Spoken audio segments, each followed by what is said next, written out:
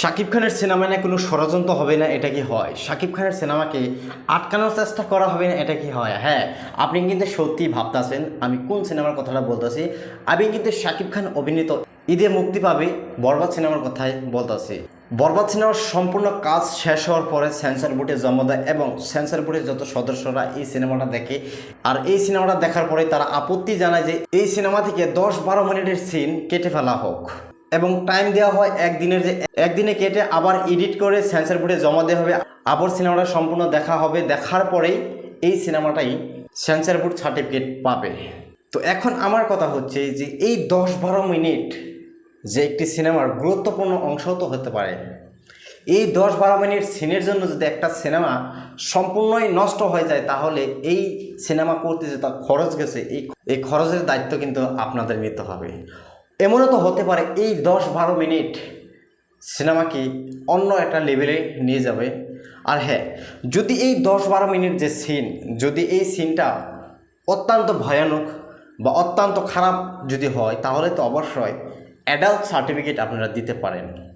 আর আপনি কিন্তু 2025 সালে আইসা এইসব কথা বলতেছেন যে 10-12 মিনিটের সিন কেটে ফেলা হবে। তো এখন কথা হচ্ছে যে আপনি যে সেন্সর বোর্ডে বসে আছেন, আপনি কি আমাদের ভারতীয় সিনেমা দেখেন না? যেমন ধরেন মার্কো এবং অ্যানিমেল, এইসব সিনেমা কিন্তু অ্যাডাল্ট সার্টিফিকেট পেয়েছে এবং পাওয়ার তারপরেই কিন্তু সিনেমা হলে মুক্তি পাইছে। তো শাকিব খানের এই বরবাদ সিনেমাকেও অ্যাডাল্ট সার্টিফিকেট দিয়ে কিন্তু মুক্তি দিতে পারেন আপনারা, কিন্তু সেটা কেন আপনারা করছেন না? যে সময় 10% মানুষের হাতে মোবাইল ফোন ছিল, ওই সময় তো বাংলাদেশে জাদ্রিলের মতন কিছু অ্যাডাল্ট সিনেমা মুক্তি দেওয়া হয়েছিল। ওই সময় আপনার এই সেন্সর বোর্ড কোথায় ছিল? ওই সময় কি সরিষার তেল নাকি দিয়ে আপনারা ঘুমাইয়াছিলেন? আর 2025 সালে এসে শাকিব খানের ক্যারিয়ারের অন্যতম একটি সিনেমা হবে বলে সবাই আশা করে আছে, বাংলাদেশের অন্যতম একটা ভায়োলেন্স থাকা সিনেমা হবে বলে সবাই আশা করে আছে, আর আপনারা এই সময় বলতেছেন 10-12 মিনিটের সিন কেটে ফেলা হোক এই সিনেমা থেকে। যাই হোক, এই সেন্সর বোর্ডের এই ডিসিশনটা নিয়ে কিন্তু অনেকেই কিন্তু প্রতিবাদ করতেছে এবং শাকিব খানের যারা অন্ধভক্ত, যাদেরকে বলা হয় সাকিবিয়ান, আজকে কিন্তু সাকিবিয়ানরা এই বিষয়টা নিয়ে কিন্তু প্রতিবাদে নামবে।